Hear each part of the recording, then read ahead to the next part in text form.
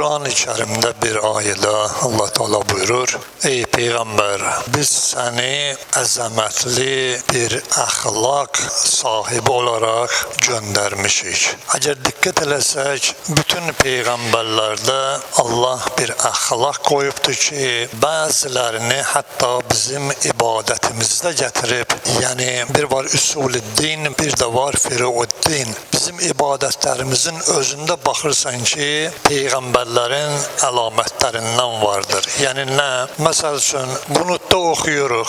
Rabbana zalamna enfusana. Bu peygamberlerden Adem Aleyhisselam'ın dualarındandır. Yani ilahi nefs mənə qalib gəldi, özümə zulüm elədim. Və yaxud da ki, əzəmətli əməllərdən biri nədir? Həcci ziyarət eləmək. Gedirsən, həcci ziyarət edirsən. Həcci ziyarət eləyəndə nə olur? Görsən ki, orada təvaf edirsən, Kəbənin ətrafında fırlanırsan, namaz qılırsan, gəlirsən və o işlər ki, İbrahim Əleyhisselam görübdür, sən də o işi görürsən. Yəni, Peyğəmbərin əxlaqları bizlər üçün bir örnək olubdur, ibadətə çevrilibdir, Allahın istəyi olubdur.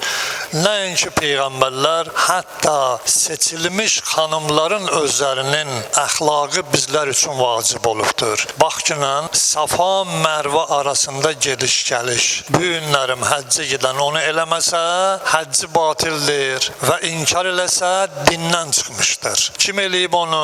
Həzrət İbrahim Əleyhisselamın həyat yoldaşı, İsmail Əleyhisselamın anası Hacər xanım. Safa Mərvanı 7 dəfə getdi, gəldi ki, o əhvalatı bilirsiniz. Allah onu bizə gətirdi, həcdə vacib elədi ki, o xanımın elədiyin eləginən. Görsən, əxlaq nə qədər mühümdür ki, 1000 illərlə gəlir, bütün dünyada görsən ki, Allah tanıyanlar ibadətində görsən ki, o işləri görür. Demək, əxlaq insan üçün bir mühüm əməldir ki, gərək insan onu diqqətli ola. Həmçinin ibadətimizdə hər gün neçə dəfə deyirik, İhdinas sıratal müstəqim. Görsən, Allahdan özümüz də istəyirik ki, ilahi, məni düzgün yola hidayət elə. Hansı yola? O yolda ki, peyğəmbərlər olublar. O yolda ki, əhl-i beyt olub. İhdinas sıratal müstəqimi deyəndən sonra niyyətimiz nə olur? Deyirəm ki, ilahi, sıratallədinə